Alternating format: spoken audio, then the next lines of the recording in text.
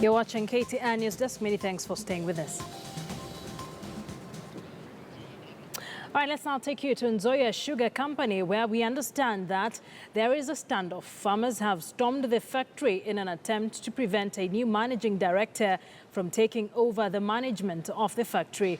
The farmers say their new MD is part of the group of executives who brought the factory down in the first place, and he has no business running the factory. They also say they have their own choice of an MD and are now willing to work with anyone else, or are not willing to work with anyone else. Let's speak to our reporter, Robert Wanyonyi, who's joining us live from there. Wanyonyi, good afternoon. We understand that business has come to a standstill as a factory, and the farmers say they have their own choice. What is the situation currently?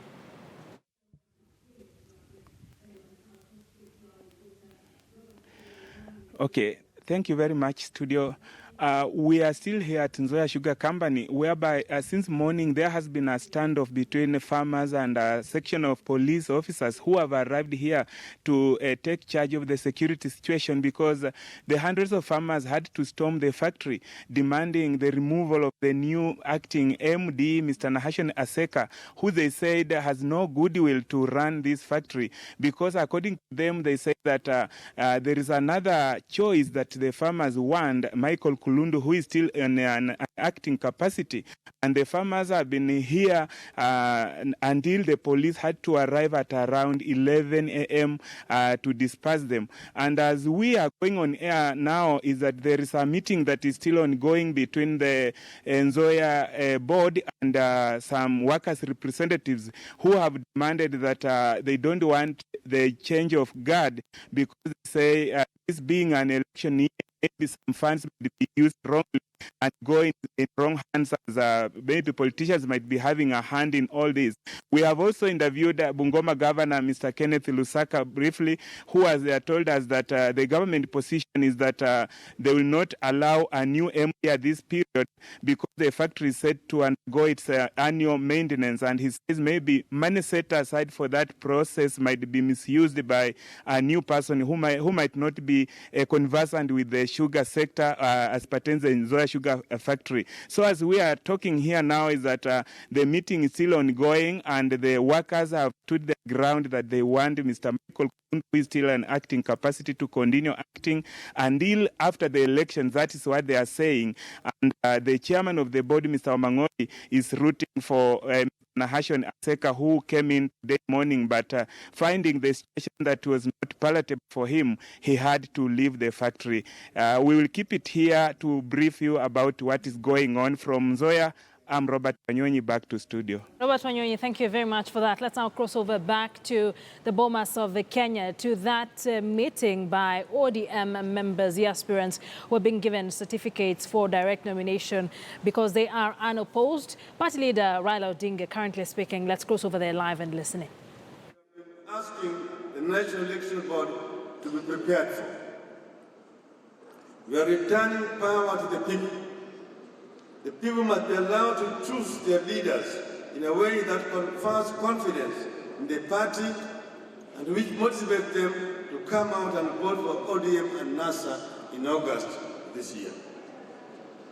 The nomination victory must never go to the most violent man or woman. It must never be turned into an auction where the highest bidder is declared the winner. I have said it before, and I will say it again here today. The National Election Board must crack the whip on election violence, fraud, and bribery in these nominations.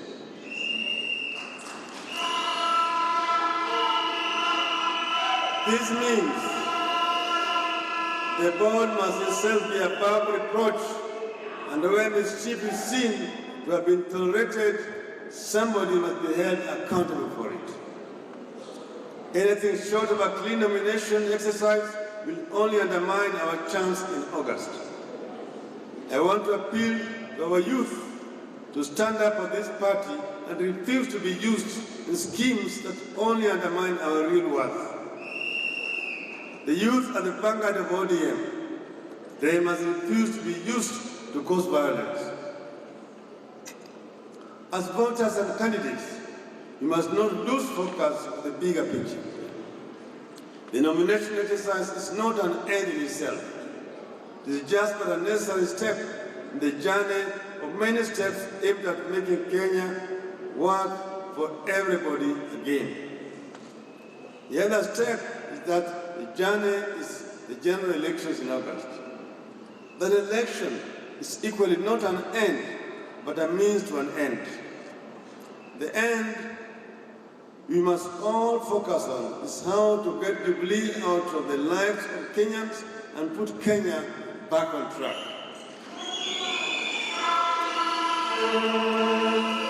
This means that NASA must win in August and that journey begins in earnest with the nominations. We must therefore see the bigger picture of the nation and not just ourselves. Those of you who have been awarded their certificate today and those to be awarded in the weeks ahead will be tasked with getting out our message across and making the people vote for that message. It is my expectation that our people will read the signs, write and elect leaders who believe in our agenda for the country and who have the courage to stand by that agenda through thick and thin. I want to assure Kenyans that we have a better chance than ever of winning the elections in August, and I'm confident that we will win.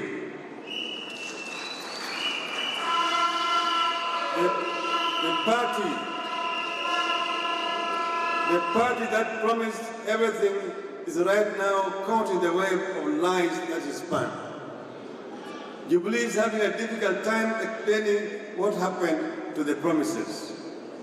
Whatever the kind of budget they put out now, there's nothing Jubilee can do in the next 3 months to alleviate the pain and the suffering it has caused Kenyans. Nothing. They can only invent more lies. This budget which Jubilee has read is not their last budget. Jubilee's last budget is the current budget, because the other budget will kick off when NASA is in power.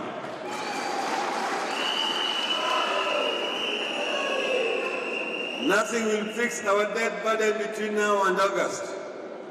Nothing will change the fact that the number of Kenyans facing starvation has risen from 1.7 million last year to 2.7 million in 2017. Nothing will change the fact that Jubilee administration has sent appeals for food aid all over the world. The administration is seeking to import yellow maize without explaining to Kenyans what happened to the 1 million acre irrigation it promised in 2013. Nothing will stop the corruption. ODM party leader Raila Odinga there addressing the crowds there, or those that have attended that particular meeting at the Bomas of Kenya. And as earlier on mentioned, it is a meeting for a number of leaders, including Nairobi Governor Evans Kidero, to get their nomination tickets, direct nomination tickets, because they are unopposed ahead of the nomination exercise that is set to begin on Friday. Now, Kenyans in general will not consider someone's education or credibility when voting. That is the latest findings of a poll that was carried out by Jesuit Hakimani Center into the 2017 election agenda. Kenyans are increasingly getting disillusioned with their genuine papers because they cannot find jobs despite a government crackdown on those with fake certificates. Despite more Kenyans enrolling for higher education, the report says that the same people now feel they have been making worthless investments. All right, let's now take a look at some of the pointers or some of the key issues from that particular research done, or that poll done by Jesuit Hakimani, before we get into a discussion with Dr. Elias Mukua. So 8 in 10 Kenyans, which is 70%, see having good papers as useless. That's more than half of the Kenyans saying that having good papers is just useless because it doesn't affect how you will work. It is 77% 40% of Kenyans blame the universities they study in for giving them education that does not respond to the market demands. So 77% of Kenyans, just 1 point from those who see them as useless, say that they blame universities because some of the things they're taught there are not in tandem with what the market demands. 40% of Kenyans blame the government for doing little to nurture talent or have them develop skills outside of the classroom. So 77% blame the universities they study in. 40% take it to the government for not nurturing the talent they have or developing their skills outside what they get from the classrooms. So Kenyans in general will not consider someone's education or credibility when they're voting, and 20% say they would look out for leaders with a clean track record rather than a clean certificate. And of course, this comes against the background of the scandal that is currently dogging Mombasa Governor Ali Hassan Joho, and he is being investigated for allegedly having fake certificates. But let's just understand what will form the basic conversations ahead of the August 8th polls. Will Kenyans prefer a leader with certificates and no good track record, or track record and we did not go to school? Thank you so much for joining us, Dr. Elias Mukua from Jesuit Hekimani, to help us understand that. So we have had all talk about having leaders who don't have certificates, but now from the poll you conducted or from the research you conducted, Kenyans are saying, no, this is not important. We have other things that we are more worried about. What are these things? First of all, Kenyans in general tend to look at someone who is very good in articulating their issues at a local level. Now, to articulate does not necessarily mean to implement. Yeah. So that's why the issues of what exactly is the agenda for this election is very important. We don't have a single coalition that's really articulating specific issues that at the grassroots are really very pronounced. You know, like say Trump, he talks about the walls, he talks about these illegal immigrants. Yeah. But in our situation, we don't have one single issue that's really standing out. Of course, the closest is corruption from both coalitions. The government is concerned, the opposition is concerned. So, but the big issues that really from the research should be very pronounced are the health, for example. Kenyans are very concerned about health, agriculture, infrastructure, and especially roads. These are really, really big issues, and security. In which case, then we say, when you look at these campaigns at the moment, we're not seeing them being addressed. They are not really there. They come, you know, someone stands, talks about we'll improve agriculture, we'll support security, everyone needs to feel safe. But really, there's nothing to show that we're really digging into this sector, make it a priority, and we'll invest both financially and in human resource. So 76% of Kenyans from your research say that clean papers or credible papers are useless, and they will vote for someone regardless of the kind of papers they have, whether they have them or not. What does this say about the credible of the kind of leadership we have in this country? First of all, the word used perhaps is a little bit too strong. But what they want to say, we love education. Kenyans really value education. And it will be completely unfair to say that Kenyans are not interested in education or the papers have no value per se. But if you juxtapose that with voting, then you realize that good papers do not necessarily make a good leader, and good papers do not guarantee you to be voted in. For example, in 2013, we had Professor Kiapi as opposed to other candidates, all of them equally able, but the papers, the credentials of professor are so way up there in terms of intellectual preparedness. But I don't think he was, you know, the leading in the pack. And there are many other examples we can pick. So in one sense, what we are saying as educated, jobless Kenyans is that whether you're educated or not, really that's not the most important thing. It's really important to deliver something or to make me be convinced that if I vote you, you're gonna do something.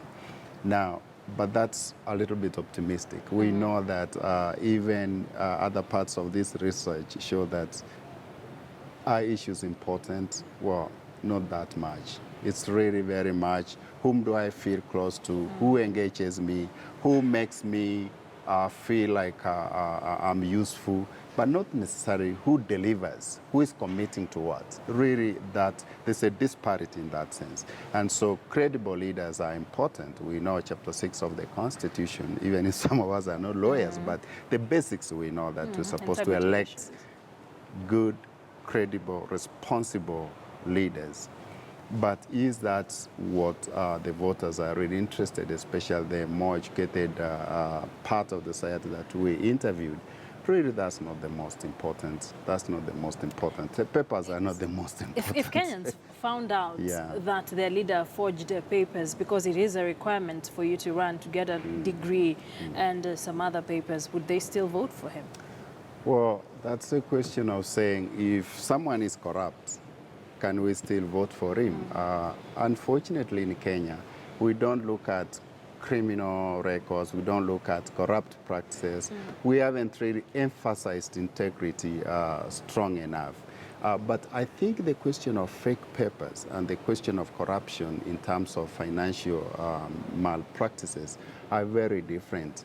Because in terms of papers, if someone has a fake paper, people will begin to say, what's the background? Is that the best that person could have achieved? Did this person score an A or an E just because they were sick, the family was undergoing some difficulties? And I think most Kenyans will understand. I don't think many Kenyans will condemn someone that they have a low grade and therefore they can't lead. But the act of fake paper, I think that's a legal issue that can take its own dimension, and I don't think I'm the most qualified to talk on it. We're getting to that, but as part of that conversation, let's now listen into what Mombasa Governor Ali Hassan Joho said about his academic qualifications when allegations were made that he forged his documents.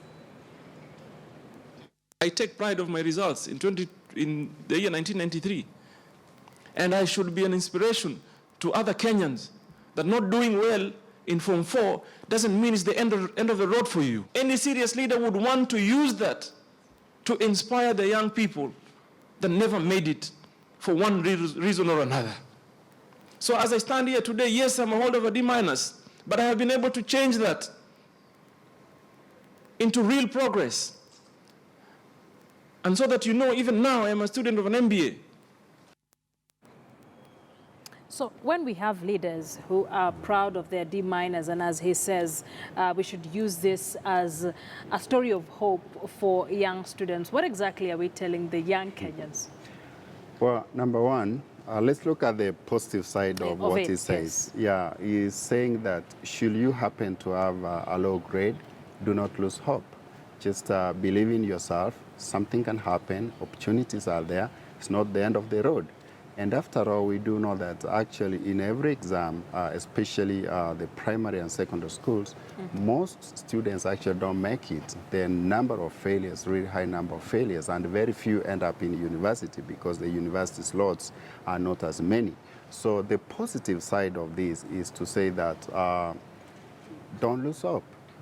You still are valuable, which is very important for young people because not everyone has great minds, great intellectual minds. Some people are talented differently. They can use art, they can be good farmers, they can be good hawkers, they can be, there are many other options, and that's what it's saying.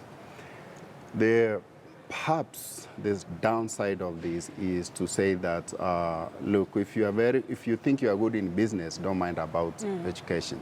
Because the problem is if you are a leader and you legislate, especially at the county assembly, at the National Assembly, there are some policy issues that need a certain level of engagement, some complex issues too.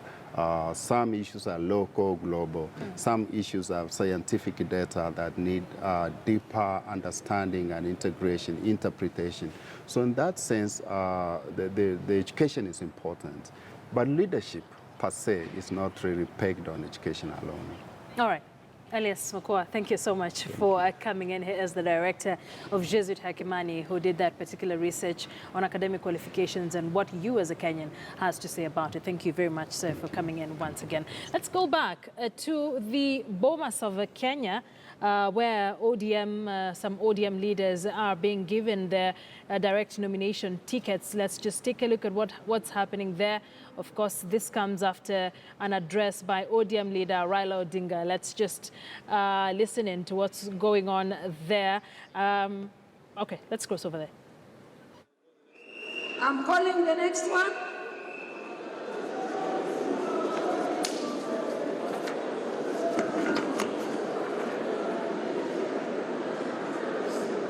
Alfred Mumbo Abio. Alfred, I saw your face here.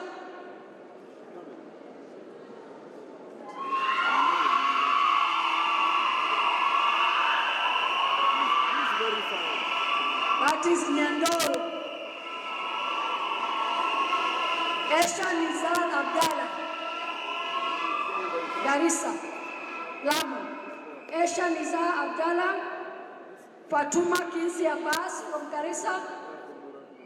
Fatuma from Garissa. Baradis Bule. Amina Guyo Halake from Marsabit. Guyo Halake from Marsabit. Mary Ndunge Mutua from Embu. Amina Mary Ndunge Mutua from Embu. Lillian Janice Cheruto from West Pokot.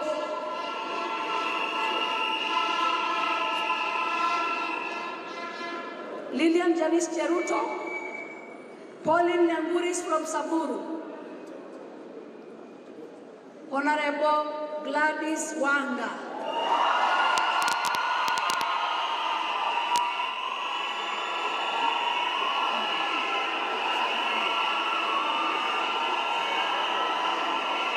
Senator Janet Omera. Nyamburis.